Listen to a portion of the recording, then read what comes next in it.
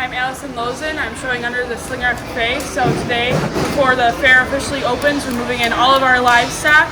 So my family just brought over our first load, which had 4 pigs and 2 sheep on it, and they're going back to get our 4 steers. Our day starts at 4:30 in the morning, but this morning we got to sleep in until 5:30.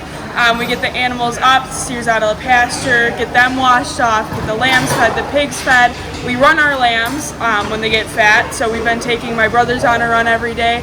We walk our pigs in the morning, and then work continues throughout the day. The easiest thing for us is getting the cattle into the trailer. They show all year round, so they're used to it. So they go on really easily, they come off really easily, they like new places. The hardest thing is the pigs because they're so touchy with their legs. So we built a ramp to get them on, and then it's a little bit tougher to get them off with new places because they like to sniff around. And then lambs kind of just follow each other wherever they go. So if we get one that's a really good leader, the rest of them are all good to go. So our meat animal sale is coming up on Thursday, and the biggest thing with county fair is showing our animals as hard and as well as we can, because it's a competitive thing trying to get into the sale since we only have a limited number of spots. So there's a lot of techniques that we use when it comes to showing our animals. Lambs, for me, are the hardest animal to show, which also makes them the most rewarding.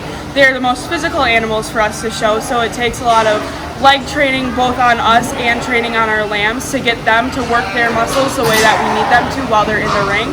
Pigs are a little bit easier once you get whip trained. They're pretty easy to walk. And then cattle, it all depends on the animal for them. Some of them take a week to train, some of them take months and never get fully broken. What we're doing with our steers this year is we're actually using cable halters instead of leather halters. It's a lot easier to control their heads. They were a little bit rambunctious when we got them, and that helped to calm them down because it puts a little bit more of a jack or a force into them, and they listen a lot better to the cable rather than the chain. The kind of prices that we're looking for this year are probably about the same as what we had 2 years ago. I think that businesses are really trying to rally to get us back to where we used to be. My family, we always send out letters and we send out save the date cards so that we get businesses interested in the sale.